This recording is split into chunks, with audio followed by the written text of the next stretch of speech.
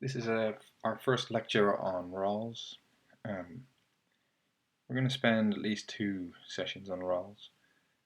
The first one today, we're going to look quite broadly at Rawls's ideas about justice, justice in the abstract. So we're going to leave aside most of the details of his view and of his argument for that view. That'll be next time. So we're transitioning from Hume's general view about what the purpose and the circumstances of justice are to considering 2 main theories, which is Rawls's and Nozick's later on. But so this is sort of a bridging lecture, one in which we'll look a little from a sort of like a helicopter view at what Rawls is doing. Before we get to that, just give you the bigger sort of the major outline of Rawls's theory. Rawls thinks that justice can be summarized, social justice as he calls it, can be summarized in pretty much 2 principles. 3 depending on how you count, because the second principle has 2 parts. Here is the initial formulation that Rawls offers. It's not the final one. The final one is a little more detailed and a little more specific, but this is the initial formulation that captures the broad intuition or the broad view Rawls thinks. So the first principle is each person is to have an equal right to the most extensive scheme of equal basic liberties compatible with a similar scheme of liberties for others. So basically the idea is there are certain basic freedoms that we must have in a society, and everyone is to have as much and as many of these as we can all have at the same time together. So maximal liberty for everyone consistent with the same liberty for others. As the first principle, and when Rawls makes it the first principle, he means it. He thinks that the second principle matters too, and that's what we'll be focusing on most, is the second principle. But the second principle cannot be furthered or attained or defended at the expense of the first principle. So we'll get back to that next time in more detail, but that's very important for him. He thinks there are no trade-offs from second. You can't get any from second and first, so you can't get any gains in terms of the second at the expense of the first. You first secure the first principle, the equal liberties, and then you start working on the second. So the second principle is inequalities, social and economic inequalities, are to be arranged so that they are both A, reasonably expected to be to everyone's advantage, and B, attached to positions and offices open to all.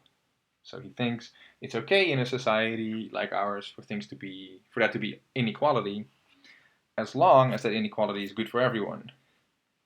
And as we'll see next time, Rawls has a very particular interpretation of what it means for inequalities to be good for everyone. And his interpretation is they must be to the maximal benefit of the least well off. But we'll get to that. Right. Now, those are the principles of justice. Why are they principles of justice? Well, Rawls' theory is they count as justice because they would be chosen under a certain imaginary condition, what he calls the original position. The original position is not an actual place in life, it's a thought experiment or a way of thinking about justice. We can sort of imagine ourselves to be in this place. And when we imagine ourselves being in this place, we can imagine what we would choose if we were in that place. And the things that we would choose if we were in the place, those are the principles of justice. Now, why would that be so? Why would the things that we would choose in that place be the principles of justice? Well, it has to do with what makes that place the original position. Right? Rawls thinks that because of the way the original position is set up, the kinds of information we have, the kinds of reasons for which we make choices there, what comes out, given how it's set up, what comes out has to be or will qualify as justice. So, quickly, here are the conditions, right? Instrumental rationality, roughly just you prefer more to less, right? So it's the kind of rationality that we saw when we talked about the prisoner's dilemma with Hobbes, right? If you rank your outcomes from better to worse, good to bad, you prefer to get the outcome that you rank higher over an outcome that you rank lower. So it's a very simple, straightforward instrumental rationality, right? Like using the means to get to your ends. If you like money, you should take $20 over $10. So not a very controversial assumption, right? Now, we have instrumental rationality in the original position. We also have general knowledge about society, laws of nature, social science. And so we know sort of what people are like. We know that people have this type of instrumental rationality, for example. But we also know that they have certain psychological biases. We know that we care about other people, that we love our family, our children, and our parents, at least most of the time. We know that people care about their careers, about money. We know they care about security. We know they care about self-respect. We know we care about aesthetic pleasure, art, music, things like that. We know they care about security and so on. Right? We also know that sometimes if we set up things in a very utopian or idealistic way, sometimes people might take advantage of it and so on, like all these things. General facts and features of social science and society, we all know these things. So we know a lot, right? But what we don't know is we don't know any particular facts about ourselves. Right? So we know roughly how, in general terms, that society is going to work, but what we do not know is where in that society we will end up. So you can imagine a certain society, like I'll describe it to you, like this is a society in which there are, it's a large society, millions of people. Some people will be rich, some people will be poor, there will be a middle class, etc., etc., right? I can give you all sorts of details, and so I give you a general picture of the society, and then you know all those things, but then you ask, okay, so who of those people am I going to be? Say, well, I can't tell you that. All those things that disappear, right? The particular information that we lose because of what Rawls calls the veil of ignorance. He's got a knack for a turn of phrase, original position, and you choose behind a veil of ignorance. And the veil obstructs from sight particular facts about yourself. This matters, of course, for Rawls, right? Because if you put those things together, general knowledge about society, reasonable choices on instrumental rationality, and no information about yourself, what we get, he thinks, is a kind of impartial or fair set of rules. You will not be able, because you don't know your own position in that society, you will not be able to choose rules, principles that sort of favor you. Right? So if you knew, for example, that you would end up being a tall white man, you might favor, using your instrumental rationality, rules that mean that lead to tall white men being paid more than other people in society. But if you didn't know that, then proposing that kind of a rule would be quite risky, because you might be a tall white man, but you might not, right? You might be a short black woman, in which case you're screwed.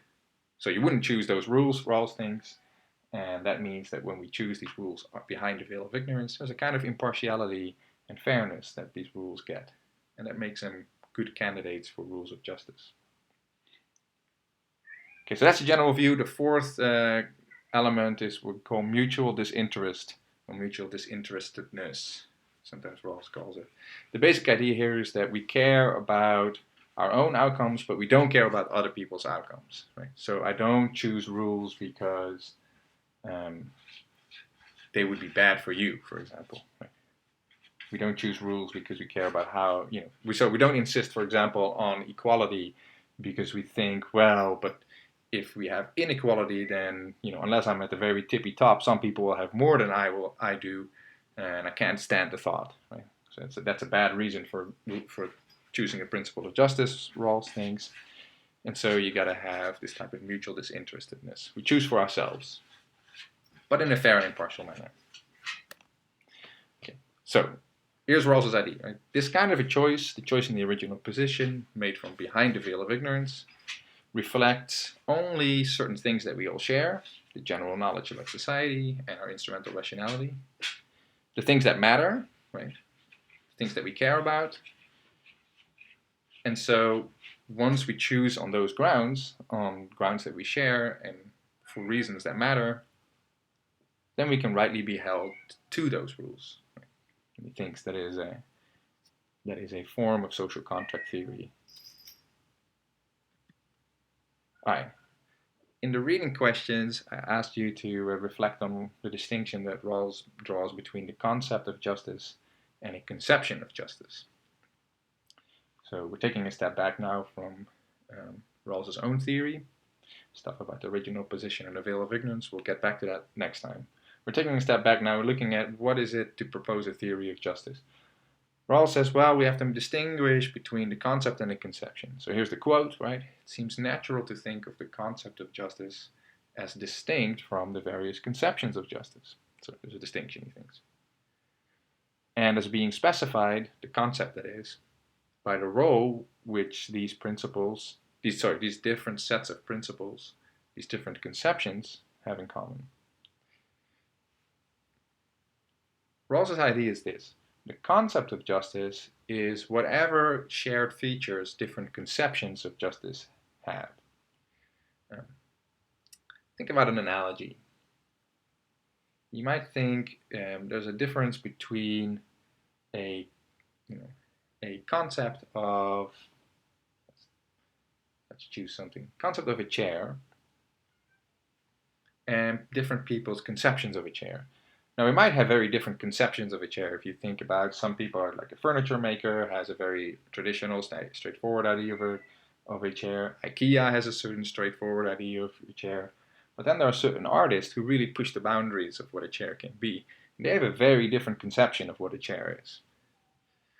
Now, if all these people are, despite producing very, very different things, having very different conceptions, if they're all still making chairs, instead of one person making a chair and another person making a table or just some piece of art, and that's no longer a chair. If they're all making a chair, then these different things that are all chairs, however different they might be, they all share certain features.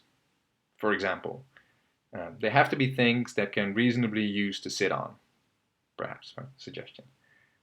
They must have legs, maybe.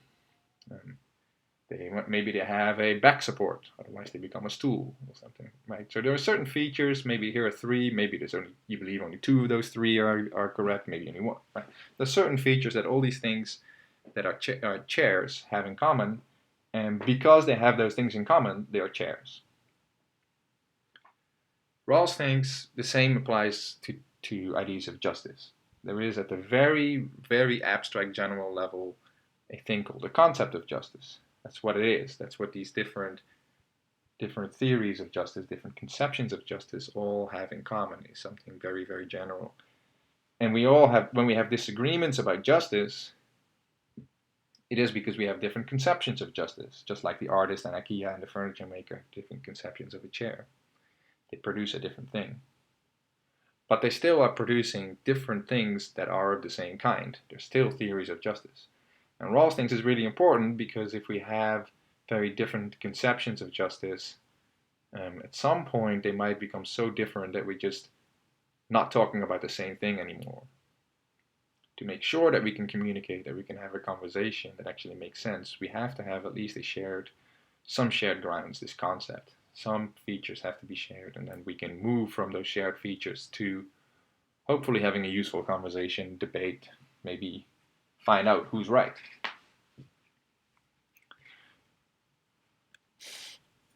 So, why do I mention this? Well, you can see in Rawls's in the early pages of the book, Theory of Justice, you can see Rawls going through a kind of narrowing down in his thinking. So there's a kind of method that he has, which is sort of to zero in on a subject or on a theory. So he begins at the broadest, most general level. Right? He says, what's the concept of justice? And he says things like, well, these are the rules for dividing the burdens and benefits of social life. So remember, he accepts Hume's idea of the circumstances of justice. There are various problems that justice is supposed to solve for us. Scarcity, biases, and so on. And so the concept of justice is a set of rules that solves these problems by, Rawls thinks, dividing burdens and benefits. It just means like the good things and the bad things in life, right? So like you can't have everything that you want, so sometimes you have to forego maximizing. You can't just steal whatever you like. Like a new big car, can't afford it, so I have to let it go. Right? Well, there it is, sitting on the lot. I could jack it, but I'm not going to because it will be unjust. That's necessary for justice to do its job. Right? So, at the most general level, what's the concept of justice? It's sort of the rules that tell us who gets to have these nice things and who has to refrain from taking them. So the burdens and benefits. That's the general concept of justice. So then he says, well, okay, but then what's a good conception of justice?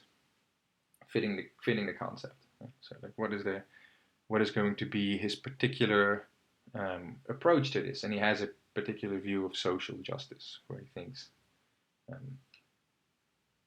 it's this rational agreement made from behind the veil of ignorance, something like that. Within that conception, he then offers a particular version, a particular social contract theory. Right? That's his preferred conception. So that's when we start fleshing out the original position and the veil of ignorance and so on. Then he has to tell us a story about what it is, this type of rational or impartial choice, what it is that we do in the original position. And we'll see next time he has a story about a theory of rational choice, and he has a story about, a detailed story about what goes into the veil of ignorance and why, and so on. And so he's sort of narrowing down, right? He's saying, well, we'll start at the broadest possible level. What's the concept of justice? Fit it down to his particular conception of justice. Then the social contract theory is his version of the conception, right? And then he starts giving you the details of his social contract theory, which is his version of a conception of that broad thing, the concept of justice. So when you're reading him in the early pages, you can keep an eye on what he's doing there, right? If you think about sort of like a Venn diagram, he's going to more and more inner of a circle. All right. So that's broadly what's going on in these early pages. What I want to do the rest of this class or this lecture is I want to show some points of agreement and disagreement between Rawls and Hume, and then have highlight a couple of things that are notable and raise a couple of questions. So here are 2 points of agreement between Rawls and Hume. They agree on the role of justice. They both think that justice is supposed to overcome these objective and subjective problems. Objective being scarcity, subjective being sort of limited altruism or limited egoism. Basically the same thing for Hume. And that the role of justice is not just to overcome this, but doing this in a particular way. And you do this by dividing rights and duties, or burdens and benefits, as Rawls would call it. Rights being benefits, duties being burdens. So they agree on that. That's the point, right? That's the role of justice. So here's a quote. It says, Rawls sees justice as a proper balance between competing claims, assigning rights and duties, and in defining the appropriate division of social advantages. Rawls is very explicit many, many times.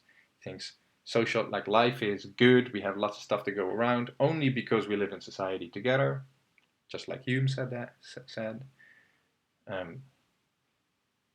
And so he thinks, well, we have an interest in living society, but once we live in society, there is also an opposition of interest, which is, for everybody, it's true that they would like more rather than less. And justice is about negotiating that minefield. So they agree on that. They also agree about the point of justice, right? So the point of justice is to overcome these objective and subjective problems by dividing rights and duties. Well, why do we use the method of dividing rights and duties? Because doing that makes people's ends or aims, their goals, the things they want out of life, no longer at odds, rival, conflicting, but mutually consistent, or better, if you're lucky, reinforcing. So the idea is, in a state of nature when there is no justice, you can't help, as we saw in the previous lecture, we can't really take a chance and produce things for yourself because other people might take it from you.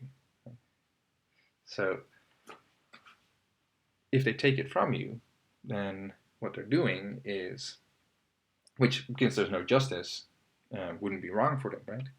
But what that means is that everything you produce is something that other people could also use for their ends. And if they can use it for their ends, then you cannot use it for yours. Right? So without justice, everything that exists out there can be used for everybody. And then when everybody uses it, it means less for others to go around. And that's the problem. Once we divide rights and duties, burdens and benefits, what we have is when you use stuff that is yours, you're no longer taking away what's available to others because it would be wrong for them to take it in the first place. So the point of justice is transforming this world in which what is available to everybody, which is a horrible situation, and turning it into this sort of just world in which what's available to you cannot just be taken by others. So what happens when you do that is that people's ends or goals become mutually reinforcing, so that my trying to be better off myself, the conditions under which I can be better off myself are also conditions under which you can be better off too. So this is why Rawls calls very early on, second page, says page 4, but it's the second page of the manuscript. Rawls calls a society a cooperative venture for mutual advantage. He says we work together in a way that we all benefit from. So mutual advantage meaning the terms of interaction, society are positive sum. We all gain from this. Hume and Rawls both agree on this, and this is a really important thing, right? We've seen this before. We can use this as a test. Is this a good theory of justice? Question mark. Well, one way to test it is to see, does it actually make people better off? Does it actually put our goals or our ends in this positive sum relationship? Or are our ends at odds? Is this a world in which one person's gain comes at another person's loss? Here's a question. I'm not going to answer it. I'm going to raise it, and I encourage you to, excuse me, to think about this. But are these points of agreement about the concept of justice or the conception of justice? Or is it both? Thinking about that will give you a better grasp at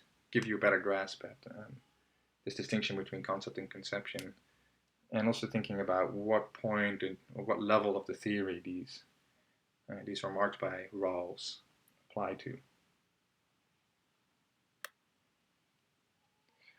Okay, so there's 2 points of agreement. Here are 2 points of disagreement or difference. Rawls and Hume have different views about the scope, or we might call the subject of justice. Rawls calls it the subject of justice.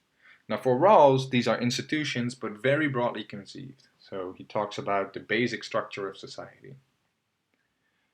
More exactly, so he says the primary subject of justice, the basic structure of society. More exactly, explaining this, right, the way in which major social institutions distribute fundamental rights and duties and determine the division of advantages from social cooperation. So you can think, you'll have a good idea about what goes into this, right? So it's the sort of the broadly set up basic rules of society, the institutions of the government and the institutions of the economy, but also institutions more broadly. So presumably things like universities will be part of this, communities will be part of this, perhaps churches will be part of this.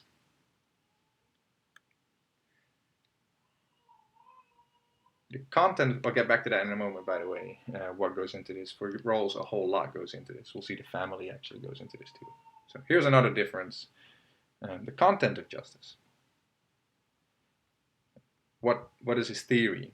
The theory of justice that Rawls proposes is very different from the theory that Hume proposes. Hume famously was a critic of social justice. Hume famously was a critic of social contract theory. We saw when we discussed Locke how Hume was kind of mocking Locke for having this social contract theory. Rawls is offering us a version, what he calls a version of the social contract, the traditional conception of the social contract. We'll get back to that next time, but because he thinks in the original position we choose rules that we can all rationally or reasonably agree to, you end up with something like a Kantian ID, right? The rules of justice are things that we're all sort of rationally committed to accepting. And so it's no imposition. It's no denial of our freedom or our ability to live by our own reason when we are held to live under rules of justice. And that's going to apply then, right, to institutions broadly conceived, to this basic structure of society. So, for Rawls, justice is a reasonable, rational agreement between free and equal human beings, and that's expressed by the original position and the veil of ignorance. So that's very different from Hume, right? Hume, remember, thinks of justice as a convention. It's like rowing in a boat, walking on the side of the subway tunnel. These are kind of rules for interacting that sort of arise out of our self-interested desires to work together for mutual advantage. And so that may involve quite a bit less, for example, than the basic structure of society.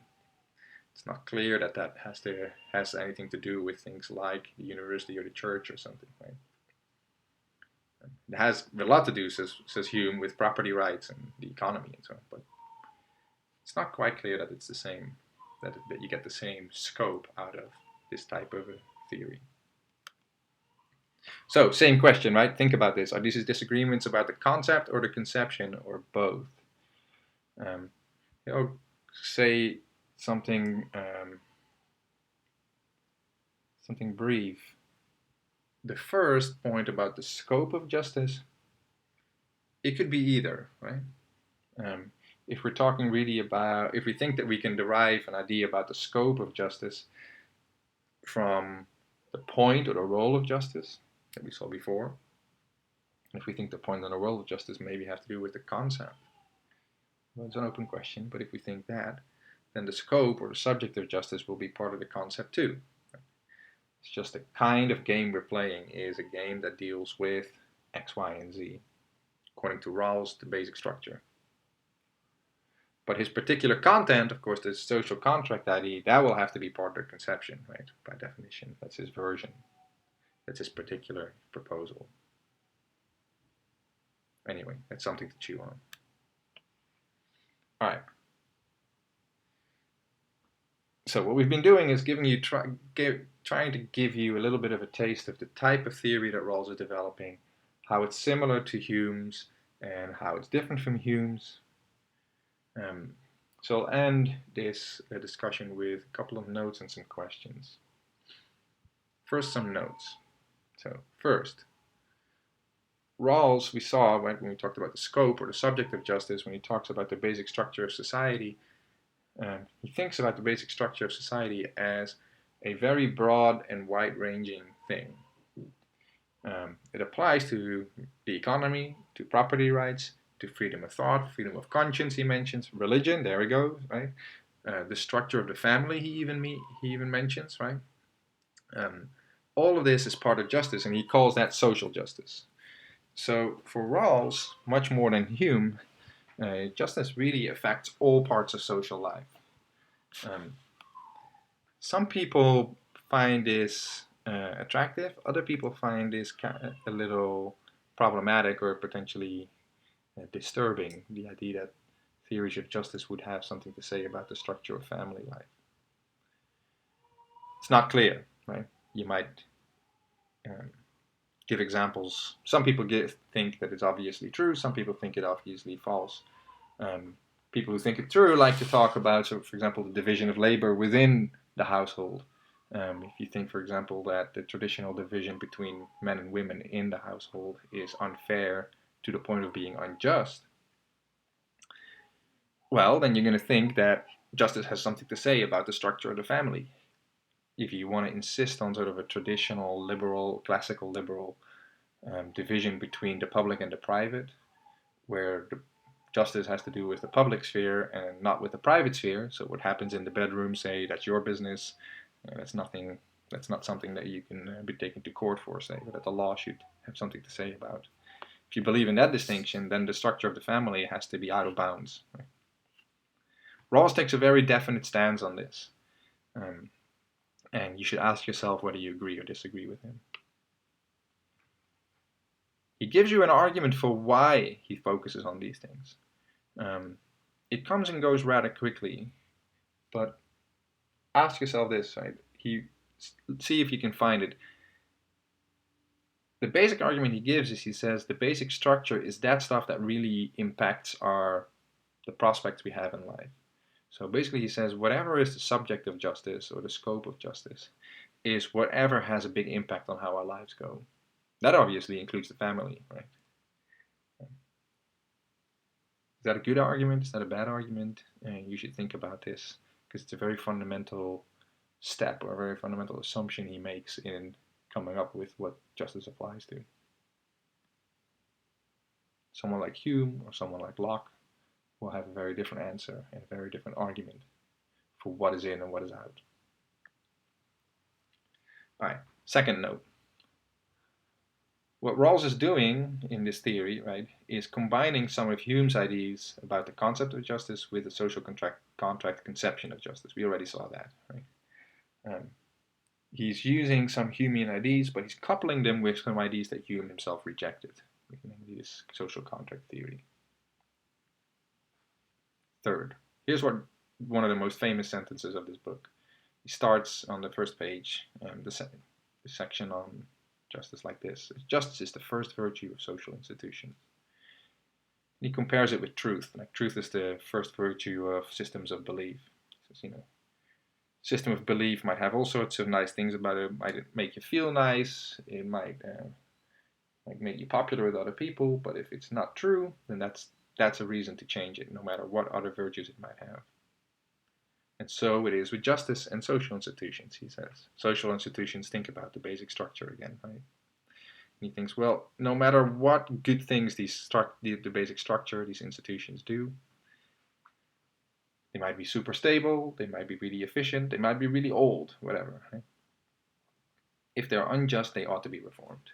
That's what he means by the first virtue. The first virtue being the primary, most important thing. So, he means this, right? When he talks about utilitarianism, he thinks utilitarianism cannot be a good idea of justice because it doesn't fit with this idea of mutual advantage. So here's a quote. Rawls says, in the absence of strong and lasting benevolent impulses, a rational man would not accept a basic structure merely because it maximized the algebraic sum of advantages, irrespective of its permanent effects on his own basic rights and interests. So, algebraic sum of advantages. So think about the utilitarian. What does the utilitarian say we should do? We should maximize overall happiness. Right? So we sum up everybody's happiness, count it equally, and so then we divide the sum by the number of people, and we get an average number of happiness. Get that number, that average number, as high as possible. That's what the utilitarian, at least in the most straightforward form, says. Rawls says, actually, in the original position, when we choose rules of justice, you wouldn't accept that, because it's not rational for you to maximize some type of weird mathematic sum. What it makes sense for you is to maximize what the number that you can expect yourself. And so that's a different thing. That's not just averaging, like maximizing the average, it's making sure that every person stands to gain. And so in this sense, he's very similar to Hume. Hume also says, this is the quote, every person must find himself a gainer on balancing the account, gainer as a result of justice. So that's what when he says it's the first virtue of social institutions, that's not the same as efficiency for him. All right, a couple of questions to end. First question, are Rawls's views about the role and scope of justice consistent?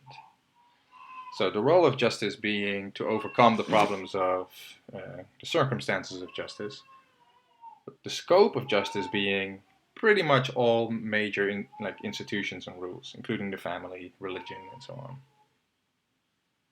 Now the question is, does the problem that is raised by the circumstances of justice something that recommends that we take that broad of a scope?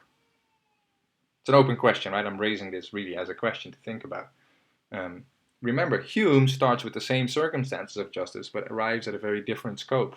For Hume, really what matters is stability of possessions. That's it. It's basically property and some maybe rules of contract and so like certain basic economic rights. Now for Hume, that scope, much narrower, derives from the role of justice, which is undo the problem of the circumstances, right? Scarcity and limited benevolence, limited egoism. Rawls thinks it's much, much more, for the reason that much, much more than just that affects our life prospects. But here's the question, right?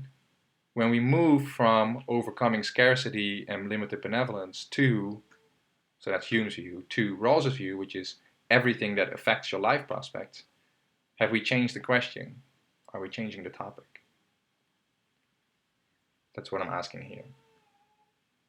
So if justice is about solving the objective and subjective circumstances of justice, must these rules determine everything important, right down to the family, or not? Of course, if we say, no, Hume was right, we owe ourselves an answer, right? So where is the cutoff if it's not where Rawls says it is? Second question. So is Rawls right when he says that justice is about the appropriate distribution of benefits and burdens of social cooperation? And I'm underlining distribution myself here. That's not in the book, obviously. There's an idea here that justice is about distributing stuff. Stuff very, very broadly conceived, right? All the benefits and burdens that have to do with freedom of thought, economy, property, religion, family, and everything, right? Is the question of justice like how do we distribute this stuff? It's not clear, right? Because Hume, again, doesn't think that it's about distributing, but about stabilizing possessions. And Nozick, we'll see very soon, has a very different view too. Nozick tries to make quite a big point of this. Just to foreshadow that, here's some questions, right? Let's say that Rawls is right and it is about distributing. Who's the distributor? If we're going to distribute, there's going to be some agent in charge of the distribution. Now Rawls starts by assuming, early in the book he says, let's imagine, we'll get back to this point too, but Rawls says, let's imagine that the society is closed and that all the people in that society together are assuming. You might think, well, there's your distributor, right? But that's just an assumption. He states it as an assumption on pages 4 and 7.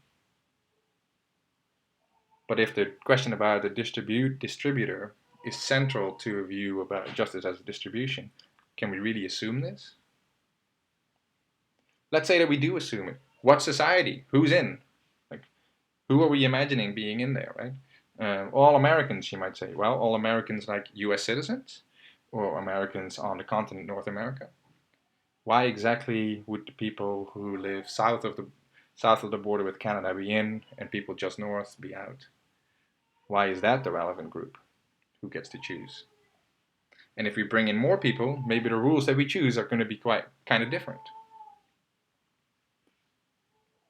More importantly, like we'll see next time, if we allow people to enter and leave that group, the rules might be significantly different. Rawls states these as beginning assumptions, and he sort of breezily states them as if they don't really have much effect on the resulting theory. But that's probably not true. In any case, think of the point here is this, right? When Rawls says it's about the distribution of benefits and burdens, we'll see this coming back with Nozick, but there might be some, he might be slipping in a certain view about what justice is, without really arguing for it. All right, so those were the notes and questions, and that completes the lecture, the introduction of Rawls. Try to put him in the context of Hume. Before we move on to the next time, I should emphasize one thing. Rawls's book is, by general consensus among political philosophers, easily the most important book about justice, about political philosophy in general, since mid-1800s. Mill's On Liberty is sort of usually seen as the last great, really truly great book before Rawls. So it's dense, it's complicated in some ways, it's technical at other times, but it's also really truly a massive contribution, and so it really repays close study. And so we'll go into that more next time.